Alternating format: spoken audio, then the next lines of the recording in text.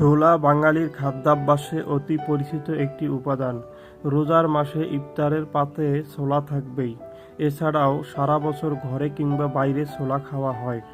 মুড়ি মাখায় ছোলার উপস্থিতি সবচাইতে বেশি দেখা যায়। রাস্তার পাশের দোকান থেকে এক প্লেট ছোলা খেয়ে বিকেলের নাস্তা সেরে ফেলা মানুষ পাওয়া যাবে অসংখ্য। আবার ব্যায়ামবিদ কিংবা স্বাস্থ্য সচেতন অনেকেই সকালে এক মুঠো ভেজানো ছোলা খান। তবে বহুল প্রচলিত এই খাবারের পুষ্টিমান ও অপকারিতা সম্পর্কে পরিষ্কার ধারণা নেই অনেকেরই। তাই খাদ্য ও পুষ্টি বিষয়ক একটি ওয়েবসাইটে প্রকাশিত প্রতিবেদনের আলোকে জানানো হলো ছোলার উপকারিতা সম্পর্কে। হজমের সহায়ক।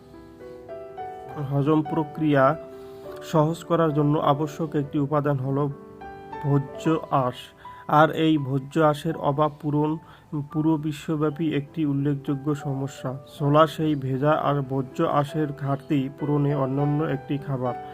উচ্চমাত্রায় র্যাফিনোজ নামক দ্রবণীয় ভোজ্য আঁশ আছে ছোলায়। এই উপাদান পেটের খাবার ভাঙে ধীরগতিতে, কারণ একমাত্র স্বাস্থ্যকর ব্যাকটেরিয়াই র্যাফিনোজকে ভাঙতে সক্ষম। মল অপসারণের কষ্ট কমায় এবং তা নিয়মিত করতে সহায়ক ছোলা। কোলেস্টেরল কমায়। সুস্থ থাকতে হলে কোলেস্টেরল নিয়ন্ত্রণ করা অত্যন্ত জরুরি, কারণ কোলেস্টেরল বেশি থাকার কারণে দেখা দিতে পারে হৃদরোগ, শারীরিক স্থূলতা, স্ট্রোক ইত্যাদি সহ অনেক দুরারোগ্য বা প্রাণঘাতী রোগ। আর ছোলায় থাকা দ্রবণীয় ভোজ্য আঁশ এখানেও গুরুত্বপূর্ণ ভূমিকায় অবতীর্ণ হয়।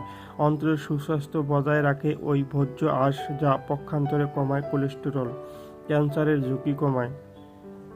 আমাদের শরীরে এক চমৎকার সৃষ্টি জীবাণুর সঙ্গে লড়াই করে তা ধ্বংস করতে পারে। মায়ের গর্ভে নতুন মনুষ্য অঙ্গপ্রত্যঙ্গ তৈরি করে, আশপাশের বিভিন্ন ক্ষতিকর বস্তু থেকে আমাদের সুরক্ষা দেয়, আরও কত কী।